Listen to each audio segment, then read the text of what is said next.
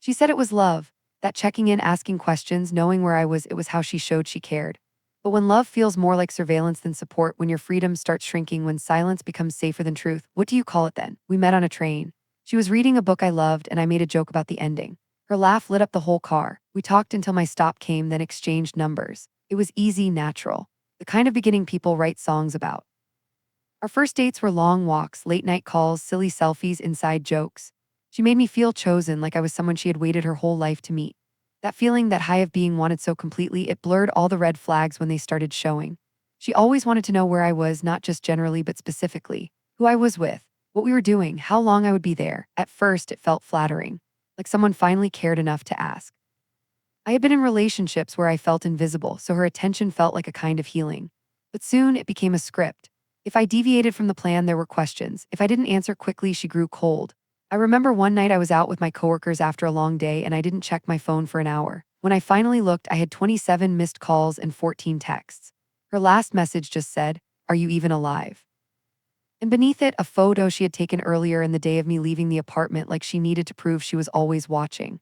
She asked for my passwords. I said no. She cried, told me that if I had nothing to hide, why wouldn't I let her in? That honesty and access were the same. I resisted for weeks, but her moods, her silence, her suspicion, it wore me down. I gave her everything.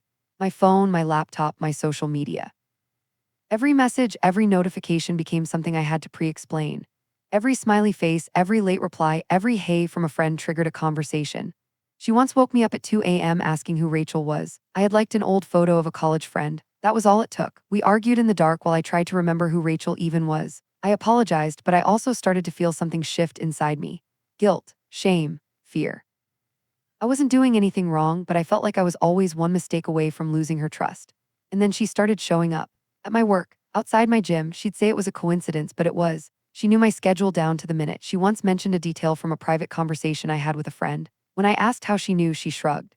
Later, I found out she had installed spyware on my phone. She said it was because she was scared I'd leave her. The irony broke me.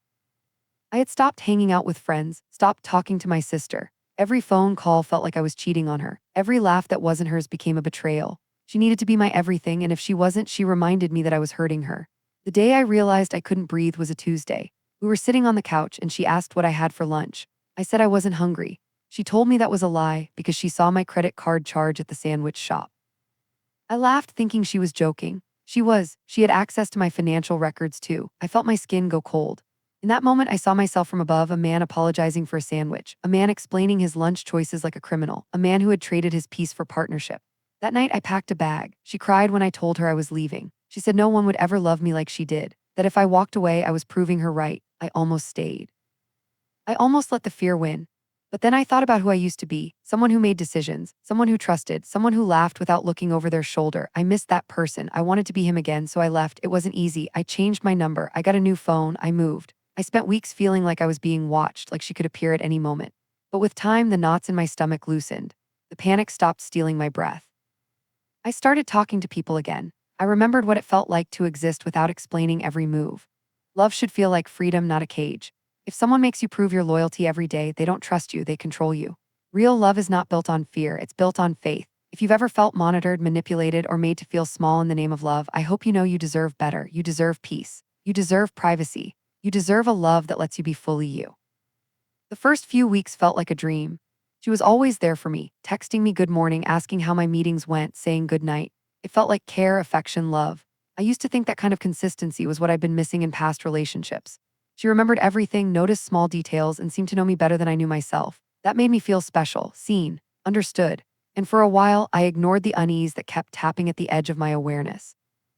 It began subtly, a question here, a concern there. Who were you texting? She'd ask casually, even if I was texting a colleague. I noticed you didn't like my last post. Did you see it? She'd say, half joking, but always watching my reaction. At first, I chalked it up to insecurity, to needing reassurance. We all have our wounds. I told myself I just had to be patient, supportive. That love meant understanding someone's fears. But slowly, understanding turned into explaining. And explaining became justifying. Why I followed someone, why I didn't respond to a message right away, why I needed an hour alone after work. She wasn't angry, not exactly. It was more of a quiet disappointment, a pout, a heavy silence that lasted until I gave in, until I reassured her that she was the center of my world, until I apologized for making her feel neglected. She installed an app on her phone to stay connected. It let us see each other's location in real time. She pitched it as romantic. "Now you'll always know I'm safe," she said, and I agreed, touched by her concern. But then she started asking questions when I took a different route home, when I stopped by the store without mentioning it. "Why didn't you tell me?" she'd ask, her voice soft, hurt, not accusing, just hurt enough to make me feel like I'd done something wrong. The pressure grew quietly. She knew all my passwords, something I gave her willingly in a moment of trust. She framed it as transparency. "If we have nothing to hide, why not?" And I didn't think I had anything to hide, until I realized I no longer had anything to myself. Every notification, every friend request, every like, she noticed. She'd ask about names I barely remembered. She'd scroll through my contacts, ask about women I hadn't spoken to in years. I started deleting messages, not because I was hiding something, but because I wanted to avoid another interrogation. I filtered my words, my replies, my reactions, not to protect myself from her anger, but from her pain, because she always made it seem like I was hurting her. And so I adjusted. Bit by bit, I became smaller. I stopped talking to friends she didn't approve of. I stopped mentioning female colleagues. I stopped going places alone. I laughed less. I thought more before speaking.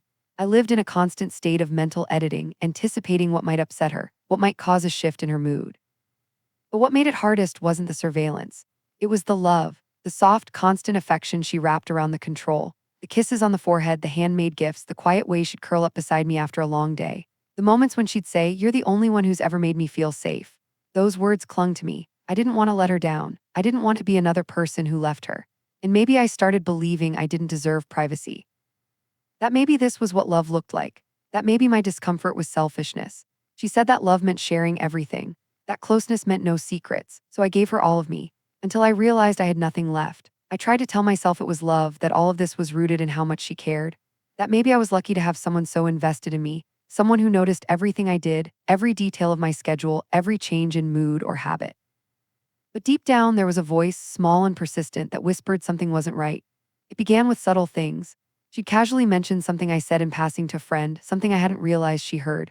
I brushed it off, figuring she was just being attentive. Then she started questioning the people I texted, not just asking who they were, but what we talked about, how long we talked, why I replied the way I did. It always came with a smile, as if it were lighthearted curiosity. But there was an edge to it, a subtle implication that I owed her full access to everything. I remember one afternoon sitting at a coffee shop with a friend from work. We were just talking about a project. When I got home, she asked how my meeting went. I hadn't told her I was meeting anyone. My phone had been in my pocket the whole time. I didn't post about it, didn't share my location, yet she knew. When I asked her, she smiled and said she just had a feeling. Later, I learned she had installed a location tracking app on my phone, without telling me. The day I found out, I felt a strange mix of violation and guilt, as if I had done something wrong by not noticing sooner. She defended it, of course, said it was because she worried, said it was for emergencies, said if I had nothing to hide, why would I care? That phrase stuck with me, if you have nothing to hide. It felt like a trap, a way to justify anything. She started checking my phone when I was in the shower. She'd wake up early and scroll through my messages while I slept. Once I saw her reading an old email chain between me and my college professor. Nothing suspicious, just academic feedback. But she accused me of being emotionally involved with him. It was absurd. But she cried, said it made her feel unimportant, like I had a life she wasn't part of. I found myself explaining everything, apologizing for things that weren't wrong, justifying every text, every interaction, every pause in my day. I began editing myself, removing messages that could be misunderstood, turning off notifications, avoiding conversations altogether to keep the peace. And still, it wasn't enough. She started showing up to places where I hadn't told her I'd be. She said it was a surprise, said she just wanted to be with me. I smiled and kissed her cheek, but inside I was suffocating. It didn't feel like love, it felt like surveillance. Eventually, she wanted passwords. To everything, socials, email, banking apps. She said couples should have no secrets. And I, tired, confused, afraid of starting another argument, gave them to her. Piece by piece, I handed over my privacy like it was a sacrifice to save our relationship. But it didn't save anything. Because love doesn't require full access to every corner of your soul. Control does. The irony was I started keeping secrets, not big ones. Just small spaces of silence, moments I wouldn't share, things I didn't say because I feared how she'd twist them. And in those quiet places, I began to realize how much I had lost. I wasn't myself anymore. I was who she needed me to be just to avoid her suspicion. One night we were lying in bed and she asked if I loved her. I said yes because it was easier than explaining that I didn't know anymore, that what I felt was exhaustion.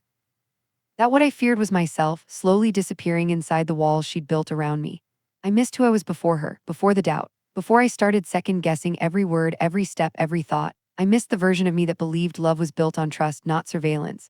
And the scariest part, I don't think she ever saw it. To her, it was all proof of love. But for me, it was proof that love can turn into something else, something that watches, tracks, records, and calls it devotion. I began noticing things that didn't add up. At first, they were small. My phone would light up and dim again as if someone had checked it remotely. My browser history would sometimes disappear or include sites I hadn't visited. She always knew where I was, even when I hadn't told her. It started to feel less like a coincidence and more like a pattern. One night, I mentioned something about visiting an old friend earlier that week. Her reaction was sharp, almost too sharp, as if she had already known. That moment I remember clearly. Her eyes didn't flicker with surprise, they flickered with calculation. At first, I gaslit myself. Maybe I did mention it. Maybe she had seen something on social media. I kept justifying it. I wanted to believe she was just perceptive, not intrusive. But the feeling in my stomach wouldn't go away. It twisted each time she made a casual reference to something only I should have known. And then there was the app. One day I was scanning through my phone settings and saw a strange app buried deep, disguised under a generic name. It didn't belong. I tapped it open and it required a password. I Googled the name and found out it was a tracker. My blood ran cold. I confronted her, not with rage, but with caution. I needed to know what she would say. She didn't deny it. Instead, she sighed like she was the one burdened. "You've been distant," she said. "I needed to know what you were up to. I was scared you were going to leave." As if love justified surveillance. As if fear made it okay to violate trust. I didn't know what to say. I remember feeling both fury and sorrow. I loved her, but I couldn't live in a relationship where I was always watched, where privacy was traded for paranoia. She cried, begged, promised she'd delete everything. For a while, I believed her. I wanted to. We reset boundaries. I changed passwords. I removed the app. Things felt better for a time. But slowly, that feeling returned. The sense that someone was always behind me, just out of sight. When I would text friends, she would mention details from conversations I hadn't shared.